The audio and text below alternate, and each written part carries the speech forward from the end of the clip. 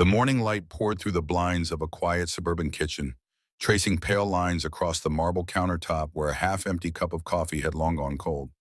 The clock on the wall ticked softly, 1 second, then another, marking the rhythm of a day that seemed ordinary, almost peaceful.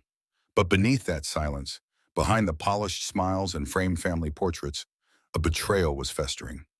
One that had begun 12 years earlier and was about to be exposed. In the heart of a small American town, the Carson family had once been the definition of closeness. Sunday dinners, birthday gatherings, shared laughter echoing across a home that felt like it could never be touched by deceit. But trust, like glass, shatters quietly. And it doesn't take much. Just one lie, one signature, one moment of weakness disguised as love. It started the day their father, Richard Carson, passed away in 2009. He left behind two children, Michael and Emily. Michael, the eldest, was confident, charming, and business savvy, a man who carried his father's name like a badge of pride. Emily was younger by 5 years, gentle, thoughtful, and living with a mild developmental disability that made her more dependent on family support than most. To the world, Michael was the protective brother, the one who handled the paperwork, the finances, and the burden of keeping things in order. But what no one knew, not then, was that Richard's last will had placed Emily's future entirely in her brother's hands. The trust fund, valued at $2.8 million, was designed to ensure that Emily would live comfortably for the rest of her life. Medical care, housing, daily assistance, every expense accounted for. Richard's instructions were clear. The money could never be withdrawn for any reason other than Emily's well-being. Michael had agreed. He'd smiled softly at the reading of the will and said the words everyone needed to hear. "Dad always wanted me to take care of her. I'll do exactly that." And for a while, it seemed like he did. He visited Emily often, kept the bills paid, sent cheerful updates to their mother, and appeared every bit the responsible guardian he claimed to be. But over the years, the visits grew shorter, the phone calls more distant, and as time went on, small things began to change. Unnoticed at first, but undeniable in hindsight. The house Emily lived in began to age around her. Repairs went undone. Caregivers changed constantly. Medical appointments were missed. Yet somehow Michael's lifestyle flourished. New cars, a growing business, a second home in Los Angeles. No one questioned it because family doesn't question success. Not until the truth begins to crack through the facade. Before we go deeper into this haunting case, I want to hear from you. Where are you watching from tonight? Tell us in the comments below, and as the story unfolds, ask yourself this. When trust is broken in a family, is it greed, desperation, or something darker that drives it? If stories like this one pull you in, where love and loyalty collide with deception, stay with us, because this story deserves to be remembered. Michael's betrayal began with a single forged document, a quiet adjustment filed through the family's longtime financial advisor. He'd told them it was for streamlining distributions, a harmless bureaucratic change. But what he actually did was open a secondary account, one only he could access. Slowly, piece by piece, the money that was meant for Emily's care began to vanish. Over the next 12 years, he transferred funds under the guise of investments, medical equipment purchases, and property maintenance. Each transaction was small enough to avoid suspicion. 1,000 here, 5,000 there, until the totals reached hundreds of thousands, and eventually nearly all of it. Michael was meticulous, almost surgical in the way he covered his tracks. For a long time, Emily trusted him completely. She believed the world worked exactly as her brother described it. If her care home had budget issues, she accepted his explanations. If her checks arrived late, she apologized for bothering him. He'd become her entire reality, protector and betrayer, all at once. But every deception has an expiration date. In late 2021, Emily's longtime caregiver, a woman named Diane Porter, began to notice irregularities. Medical invoices marked unpaid, utility bills stacking on the counter, letters from the trust management firm arriving with red-stamped warnings. Diane tried calling Michael. No answer. She left voicemails, emails. Weeks went by before he replied, assuring her everything was handled. But the anxiety in his tone told a different story. Diane, uneasy, reached out to the trust attorney listed in Emily's original documentation. What she learned there stopped her cold. According to the firm, the trust had been exhausted more than a year earlier. Nearly the entire 2.8 million had been liquidated. The final remaining balance? Less than $12,000. Diane didn't believe it. She thought it was an accounting error. But when the attorney forwarded official transaction summaries, there it was.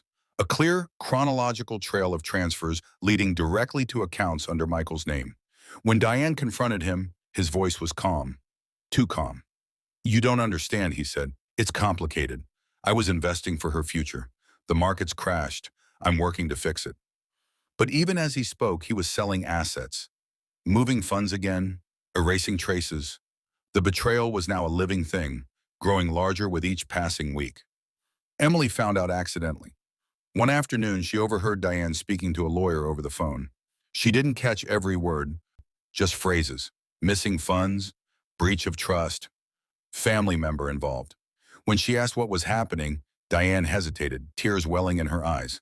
Emily insisted. And when the truth finally came out, her reaction wasn't anger. It was confusion. She simply whispered, "Why would Michael need my money? He always said we shared everything." From that day on, nothing in her world felt safe again. The case began formally in early 2022 when the state's Department of Financial Protection opened an investigation into Michael Carson's management of the trust.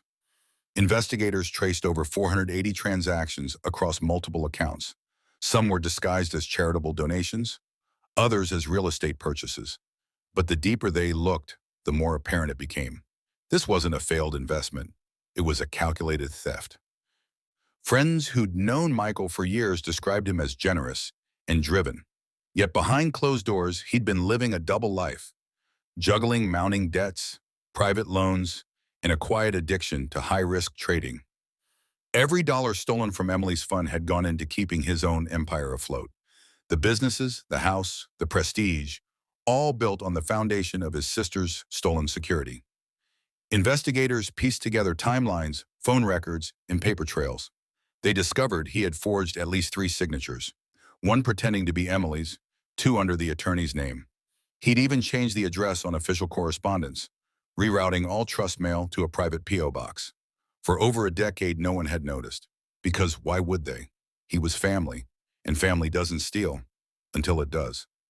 When detectives finally confronted Michael at his office, he didn't deny the transfers. Instead, he claimed everything had been temporary, that Emily would have been fine once he recovered his investments.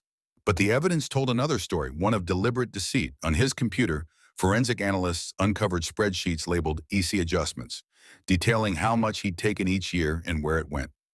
It wasn't just numbers, it was proof of premeditation. The betrayal went deeper than money. Emily's medical care had been compromised. At one point, she'd lost access to physical therapy sessions for nearly 3 months because her insurance premiums hadn't been paid. Her home support staff had been reduced. And yet, Michael continued to post photos of luxury vacations, smiling beside yachts, using captions like, "Hard work pays off." In 2023, the investigation intensified.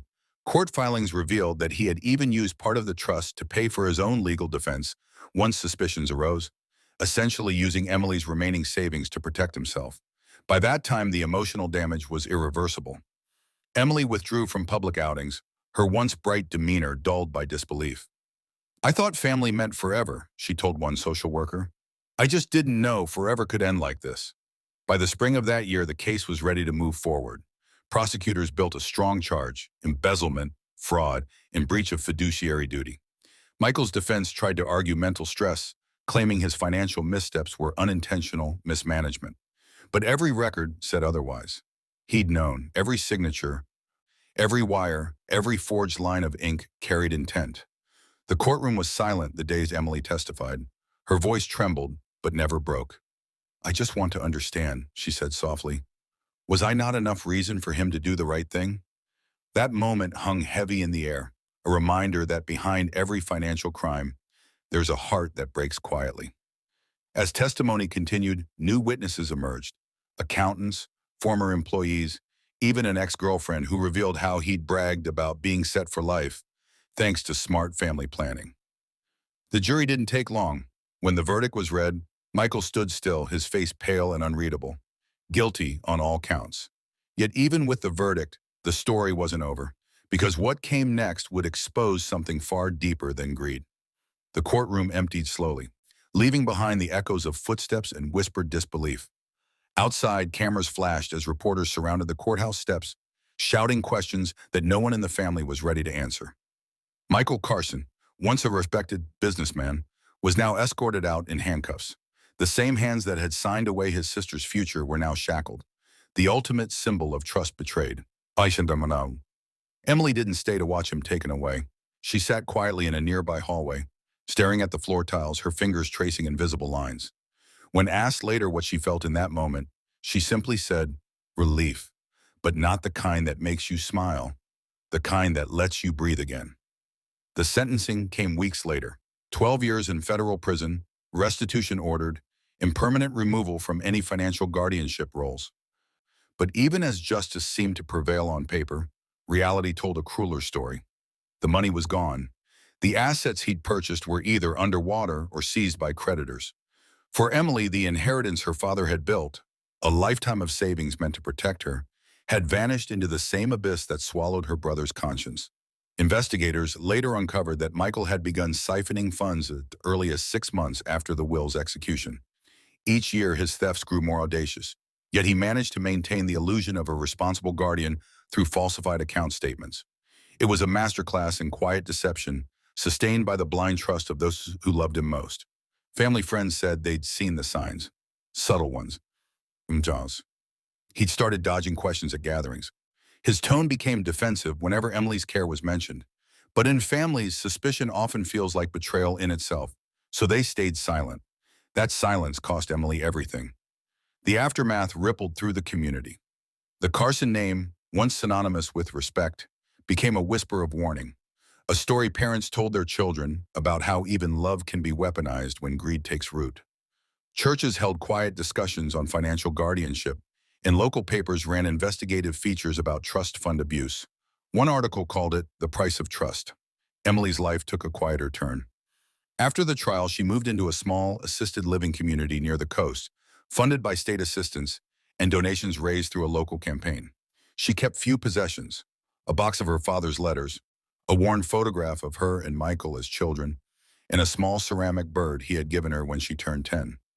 He said it meant freedom, she once told Diane, but I think he forgot what that really means. For Michael, prison was a world stripped of pretense. Gone were the tailored suits and charming smiles. Inmates who'd read about his case gave him a nickname, the Broker. He rarely spoke during interviews, but one excerpt from a psychologist's report captured his mindset. He believes he never stole, only borrowed what was always his by proximity.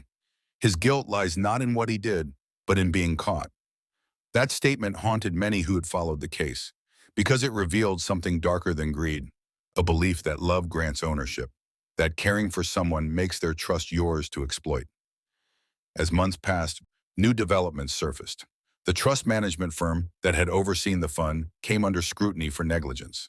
They'd approved transfers without proper oversight, ignoring red flags that might have stopped the theft years earlier. Lawsuits followed, settlements were discussed behind closed doors, and once again justice blurred into bureaucracy. Emily never attended those hearings. She said she'd already lost enough in rooms like that. Money doesn't make you whole, she told a local journalist. It just reminds you of what was taken. Still, something inside her refused to break completely. With help from volunteers, she began painting. Simple landscapes, quiet oceans, silhouettes of birds in flight. Her therapist later said those paintings mirrored her recovery. Sparse, fragile, yet full of quiet defiance. One of them now hangs in the community's main hall, titled Trust Rebuilt. Meanwhile, Michael's name faded from headlines. But in 2024, a letter surfaced, written from prison, addressed to Emily. No one knows exactly what it said. She's never shared the details. But witnesses recall her reaction. She read it once, folded it neatly, and placed it in the same box as her father's letters. When asked if she forgave him, she smiled faintly and said, "Forgiveness isn't about him. It's about not letting him own the rest of my life." That perhaps was the real justice, not the sentence, not the restitution, but the reclaiming of peace after 12 years of manipulation. As time went on, investigators reflected on the case as one of the most elaborate, familial, financial betrayals they had ever seen. It wasn't just the amount stolen. It was the intimacy of the deception, the weaponization of love. One detective later said, "Most crimes start with strangers. This one started at the dinner table." The story became a cautionary tale nationwide, reshaping how courts handle special needs trusts and how families monitor fiduciary relationships. But beyond the legal reforms and the headlines, what remained was the simple, haunting truth. Betrayal isn't always loud. Sometimes it hides behind gentle smiles and promises spoken at funerals. If you've ever wondered how far someone might go to protect their own comfort at the expense of another's trust, this case answers it. They go as far as their conscience allows, and then one step further. In the years since, Emily has kept her last name, but not her brother's shadow. She volunteers part-time at a local disability advocacy center, helping others understand their financial rights. When people ask her how she found the strength to move forward, she gives the same quiet answer every time. "Because I know now that silence helps no one. When truth is exposed, healing begins, even if it's slow. And that's what remains when the lights fade, when the courtrooms close, and the news cycle forgets. A woman reclaiming her voice, a family shattered but no longer pretending, a secret that was finally, irrevocably, exposed." Sometimes the darkest betrayals aren't committed by strangers in the night, but by the people who once swore to protect us. They wear familiar faces, speak in gentle tones, and convince us that everything's fine until the day it isn't. So tonight, as you think about the Carsons, ask yourself, how well do we really know the ones we trust? Because sometimes the truth doesn't just destroy a family, it defines it. And long after the verdict is read, after the cameras stop flashing, and after the world moves on, the silence they leave behind still whispers the same word: exposed. Before you go, I'd love to hear your thoughts. Do you believe a crime like this can ever truly be forgiven? Or does betrayal this deep leave scars that never fade? Share your thoughts in the comments below. And if you want more real stories where trust, greed, and human weakness collide, subscribe and stay with us. Because the next secret we bring you might change the way you see family forever.